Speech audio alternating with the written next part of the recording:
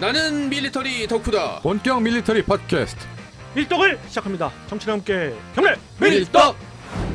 바로 안녕하세요, 박찬준입니다. 안녕하세요. 놀러온 남자 정명섭 정작입니다. 예, 월간 플렉스 송편입니다. 예, 이렇게 밀떡이 시작됐습니다. 이번 시간 주제는요, 여러분들이 요즘 핫 이슈로 뜨겁게 논쟁도 하시고 예측도 하시고 그러는 그런 이슈를 한번 다뤄보도록 하겠습니다. 뭐냐면 바로 우크라이나의 YTN이랑 연합뉴스 보면은 한 3시간에 한 번씩 올리더라고요. 오히려 갈등으로 따지면은 중국과 대만 이 상황보다 더 지금 심각한 상황인 것 그렇죠. 같아요. 상황적으로만 봤을 때는. 그렇습니다. 뭐 역사적으로도 러시아, 우크라이나 하면은 여러 가지 이야기를 할 수 있겠습니다만 우리는 밀리터리 방송이잖아요. 그래서 밀리터리 관점에서 한번 다뤄보도록 하고요. 지금 현 시점에 대해서 한번 이야기해 보도록 합니다.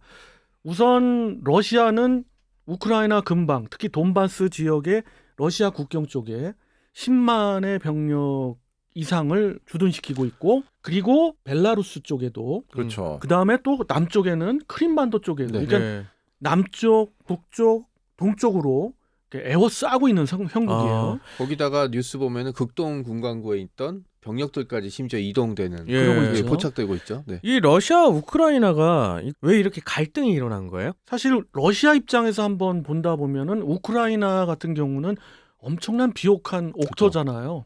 우리가 흔히 얘기하는 독일부터 프랑스, 그다음에 우크라이나까지 이어지는 피자 모양이라고 우리가 흔히들 이야기하는 그 지역이 유럽에서도 엄청난 꿀땅이지 않습니까? 어마어마한 밀 산출지죠. 그렇습니다. 유럽의 곡식 바구니라는 얘기까지, 유럽의 빵 바구니 이런 표현까지 있어요. 유럽의 파리바게트. 우스갯소리지만 우크라이나의 여성들이 왜 미인이 많을까 하는 것도 뭐 원인 중에 하나라고도 얘기하는 그런 비옥한 옥토를 갖고 있는 게 우크라이나고, 우리 장모님이 있는 나라를 건드려? 장모님. 그리고 아주 미래의 장모님, 예, 잠재적인. 아주 먼 역사를 보더라도 러시아는 우리로 말하면 어떻게 보면 고구려 땅 같은 고토로 생각하는 그런 키예프 감정이 땅을요? 있어요. 네, 그렇죠. 키예프 공국의 역사까지 가야 되니까. 그렇죠. 네. 야, 이스라엘 같아요. 그러니까 이런 감정들이라는 게 국가끼리 나쁜 감정이라는 건 하루 이틀 안에 생기는 건 아니고요. 이게 쌓여서 이제 되는 거기 때문에 말씀하신 대로 키예프 공국, 그다음에 모스크바 공국 그 시절까지 사실 올라가야죠. 근데 근본적으로 우크라이나 사태가 벌어진 게 나토 가입 문제도 있다면서요.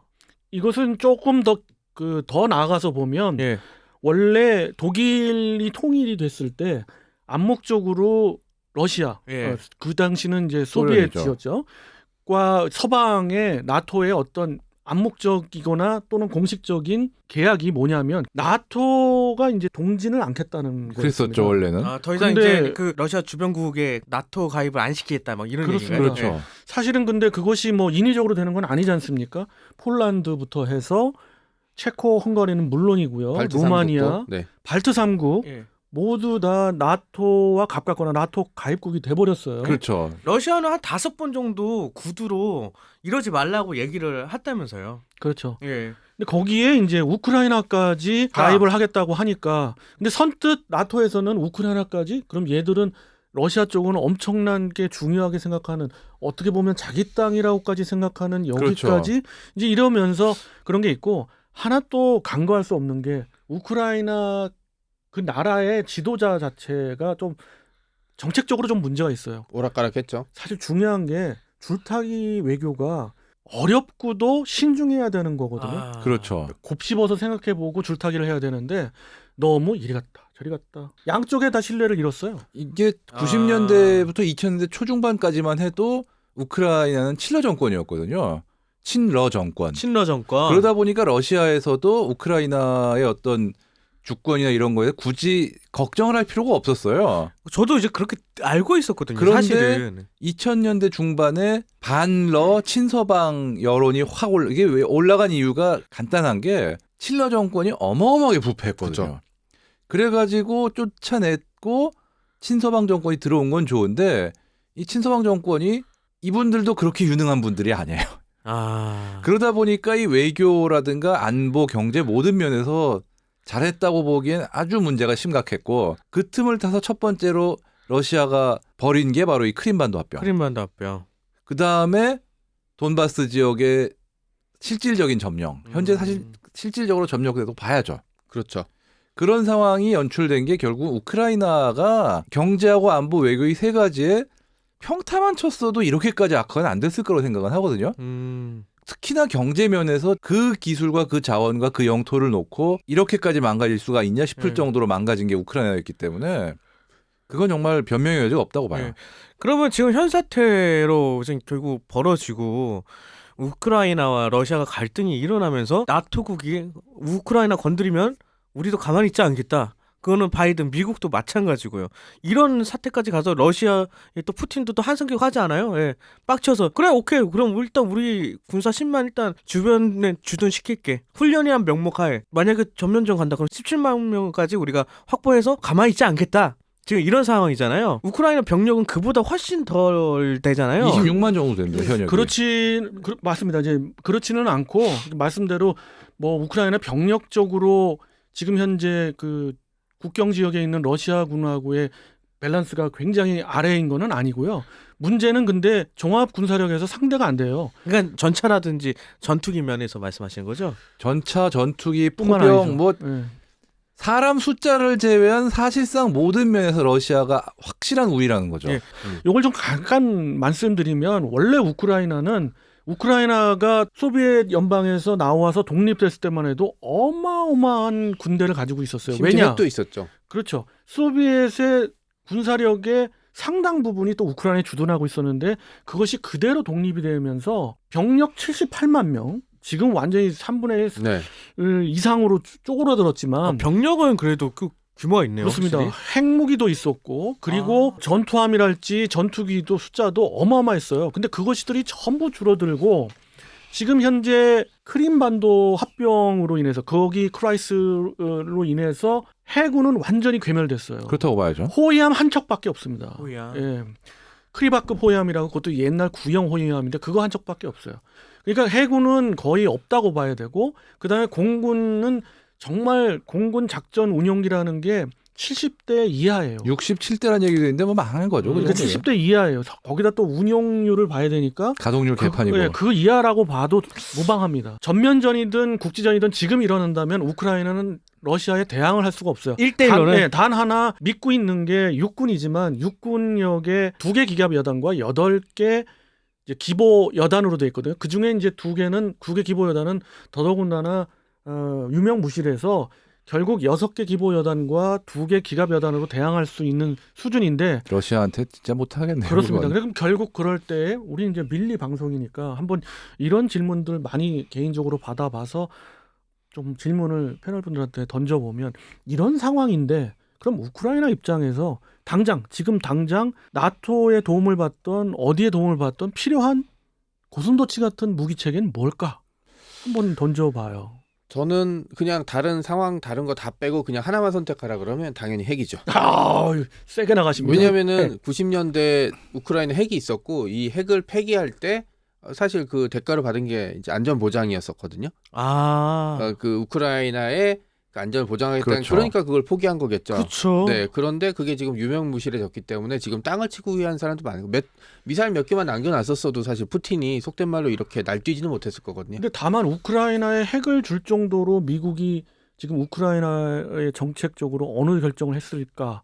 지금 국제 정치학적으로 봤을 때 좀 그렇게 현실에 미국은 와닿지 역사적으로 최고의 동맹들한테조차 그렇습니다. 전시에 핵을 제공하는 것도 우리가 결정해서 제공하겠다지 절대로 니들이 마음대로 쓸 수 있게 핵을 주겠다는 적이 없었거든요. 그럼요. 써도 내가 쓴다. 사실 최소한 내가 결정한다. 내가 근데 결정한다. 우크라이나에 핵을 제공한다는 건 가능성은 마이너스에 수렴한다고 그러니까 보긴 이제 해요. 제 말씀은 그냥 90년대에 핵을 포기하지 않았으면이라는 이제 생각이었죠. 네. 만약에가 또 네, 나오시네요. 네, 그렇죠. 예. 네. 와. 만약에 근데 우크라이나가 그 정도 결기가 있었으면 지금까지 사태가 그럼요. 핵을 네. 포기했어도 지금까지의 상황 안 올 정도의 결기가 있었을 것 같은데 핵을 포기한 거의 문제보다는 우크라이나의 어떤 그 결기의 문제라고 네, 봐요. 그 그건. 문제는 아까 이게 어떤 무기가 예. 필요할 것 같으세요? 현실적으로 보자면은 지금 미국이나 영국이 대전차 화기 정도와 뭐 견착식 지대공 미사일 정도 결국은 사람이 쓸 수 있는 소형 무기 정도 중심으로 하고 있는데 어쩔 수 없이 현실적으로 그런 거라도 빨리 더 달라라고 그렇죠. 할 수밖에 없어요. 정확하게 보신 것 같아요. 제 의견상으로는 저도 이제 동감인데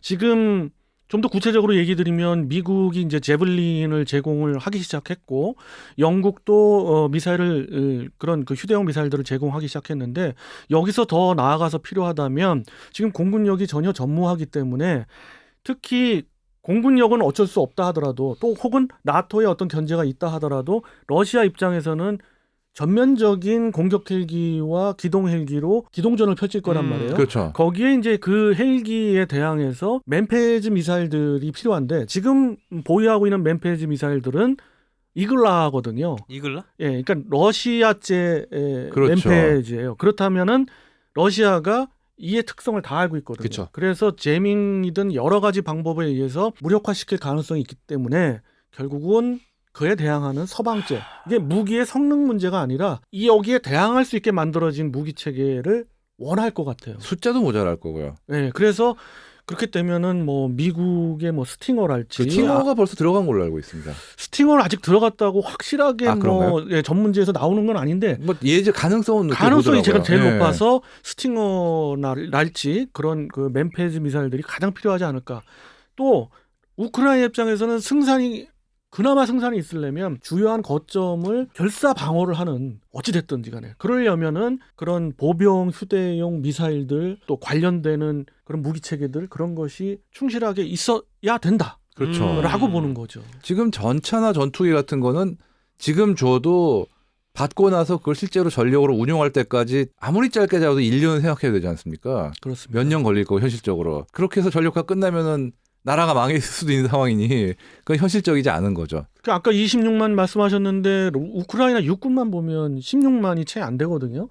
그리고 돈바스 분쟁으로 인해서 굉장히 이제 좀 어떻게 보면 분산이 돼 있고 약화가 그렇죠. 돼 있는 상황에서 훈련된 러시아의 각 여단들, 뭐 기갑 여단들, 차량화 보병 여단들을 상대한다 했을 때 상당한 어려움이 있는 건 사실입니다. 그리고 이제 예전에 갈등, 이게 나토의 동지 문제를 두고 갈등이 일으켰을 때 사실 근본적인 문제는 키예프가 가지고 있는 우크라이나와 벨라루시를 제외하고는 사실 위성 국가라고 불렀던 국가들이었잖아요. 2차 대전 이후에 자신들의 영향을 끼친.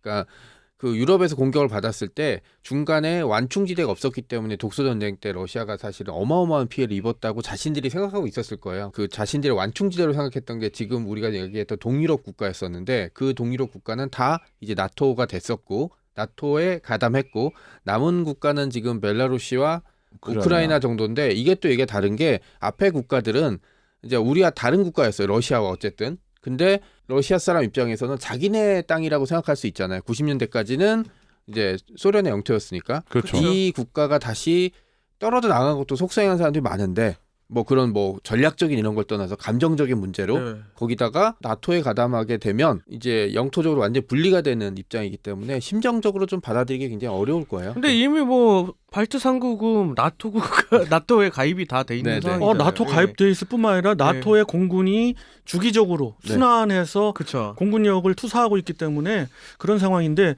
여기서 우리가 좀 봐야 될 게 국제 정세의 문제입니다.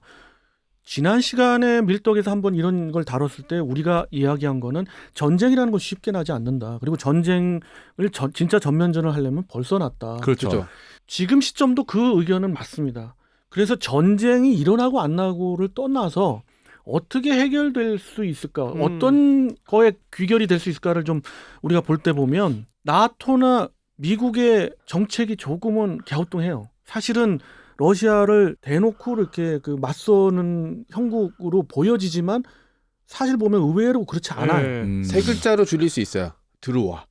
네. 왜냐하면 밀고 들어가게 되면 사실 러시아는 경제 제재를 엄청 때려 맞을 거고요. 그 다음에 이게 우크라이나가 어떻게 보면 그 아프가니스탄이나 이런 그 계속 지속적인 분쟁 지역이 돼서 러시아의 힘을 빼놓을 수 있지 않을까라는 기대감도 가지고 있는 것 같아요. 저는. 그게 약간 좀 어려운 게 네네.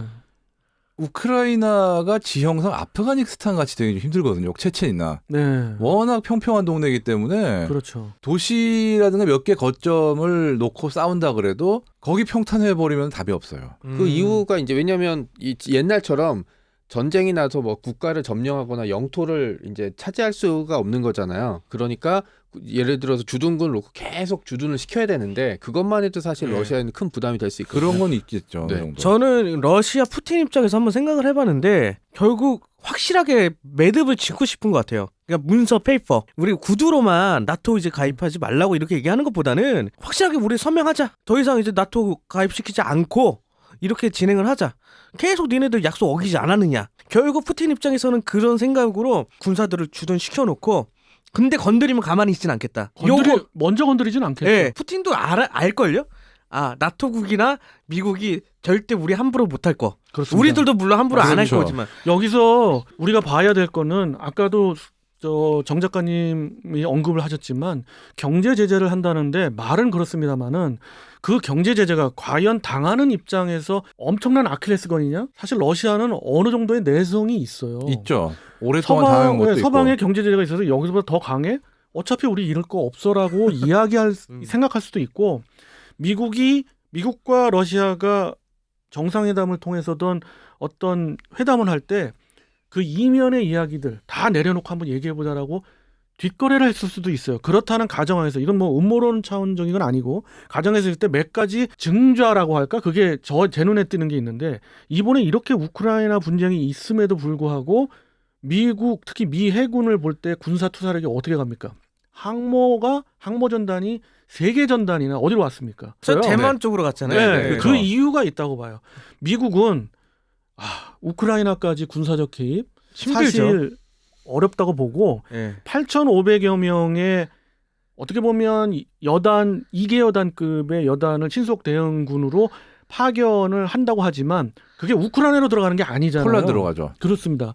그렇게 놓고 봤을 때는 우크라이나까지 특히 우크라이나 동부 우크라이나까지는 생각을 하고 있는 것 같아요.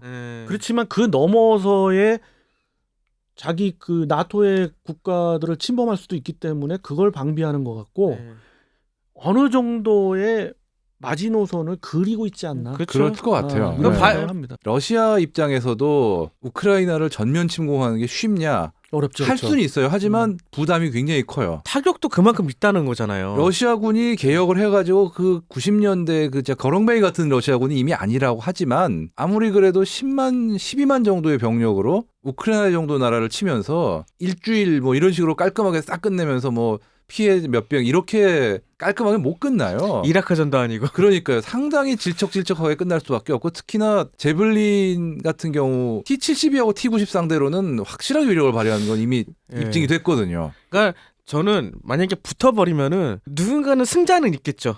하지만 그 승자도 굉장히 피를 많이 흘려야 된다. 그렇습니다. 결론적으로 우크라이나의 전쟁 의지가 확고하고 거점을 끈덕지게 방어한다고 했고 그렇기 때문에 좀 이렇게 전쟁이 좀 길어진다 했을 때 러시아에서 감당이 안 돼요. 그리고 러시아 국민들이 거기까지는 아니다. 그리고 라고 볼 수가 있어요. 전쟁이라는 게 변수가 엄청 많기 때문에 독재자 입장에서 진짜 피해야 돼요. 만약에 우크라이나의 전쟁에서 러시아군 대승을 거뒀다. 그러면 거기서 승리를 거둔 장군이나 다른 요인들이 푸틴의 대체자로 떠오를 수도 있는 거고 예상 못한 피해. 지금 특히 미국이나 영국이 이제 건네주고 있는 게 대전차 미사일이잖아요. 이 미사일로 많이 이렇게 막 터져버린 러시아 탱크들이 계속 보인다. 이러면 또 러시아 사람 생각이 틀려지고 설사 밀고 들어가서 점령이 됐다. 그래도 그 넓은 우크라이나 땅을 10만이나 20만 되는 병력으로는 홍편님 얘기대로 거점밖에 지키지 못하거든요. 이러면 사실은 맞아요. 나토나 미국 입장에선 베리베리 땡큐죠. 이 현실적인 전력의 문제도 있는 게 당장 러시아가 전차 대국이었다는 사실 옛날 얘기거든요. 지금 현역으로 가동이 되는 전차는 수천 대 단위밖에 안 돼요. 그 상황에서 지금처럼 우크라이나의 대전차화기가 대량으로 들어와 있다. 잘못하면은 현재 운용 중인 전차 전력이 뭐 3분의 1로 준다. 4분의 1이나 3분의 1 정도가 사라진다. 이럴 수도 있던 엄청난 부담이 되거든요. 그렇습니다. 그건. 러시아 정규군 편제상 볼 때는 1,800대가 채 안 되죠. 전차가. 근데 이제 이런 뭐 결론적으로 말씀드려서 한 가지만 더 말씀드려보면 이렇게 멀 것 같은 우크라이나 분쟁이 과연 우리한테는 어떤 영향이 있을까? 국제 정세적으로 봤을 때 미국이 러시아의 우크라이나 사태보다는 중국의 그렇죠. 돌연선 방어를 먼저 생각할 것 같고 그런 증자도 보이고 그러니까 항모를 그쪽으로 예, 보냈죠. 그런 거 했을 때 우리에겐 어쩌면 기회가 아닐까 하는 그런 생각도 있습니다. 뭐냐면 러시아하고 협상을 잘해서 너네 어느 정도 선까지 우리가 용인해 줄게. 이쪽 유럽 쪽에. 그리고 나토 국 전체들도 사실 부담이 많아요. 예. 그걸 딜을 하고 반대로 극동 특히 동북아에서는 중국 견제를 같이 가자. 어느 정도는 용인해 줘라. 우리의 상황. 그럼 러시아도 극동에 개발을 하려면은 대한민국이 필요하고 러시아는 굉장히 원하거든요. 그런 측면에 봤을 때 어쩌면 우리가 이 국제 정세를 잘 이용해서 우리의 이득을 취할 수 있는 상황이 특히 안보적인 이득을 취할 수 있는 상황이 오지 않을까 이런 생각 해봅니다. 이번 우크라이나 분쟁과 관련해 가지고 참 할 얘기도 많고 네. 또 군사적으로 밸런스 얘기도 할 얘기가 많지만은 원래 조금은 하려면 더 2시간 해야 돼요. 그죠. 네, 생각을 좀 넓게 가져봤고 여러 가지 국제 정세적인 측면까지 다 한번 고려해 봤는데요. 여러분의 댓글은 또 어떤 건지 궁금하고요. 또 다른 시간에 다른 주제 가지고 이와 유사한 주제가 분명 나올 테니까 그렇겠죠. 그 시간에 또 이야기 나눠보도록 하겠습니다. 이럴수록 확실히 느껴지는 거는 역시 전쟁은 숫자 놀이가 아니다. 그죠. 그렇죠. 아닙니다. 예. 의지가 제일 중요한 거겠죠. 자, 이것으로 우크라이나 분쟁에 대한 이야기 마무리 짓도록 하고요. 다음 시간 여러분들과 또 다시 만나 뵙도록 하겠습니다. 정치와 함께 경례 밀떡!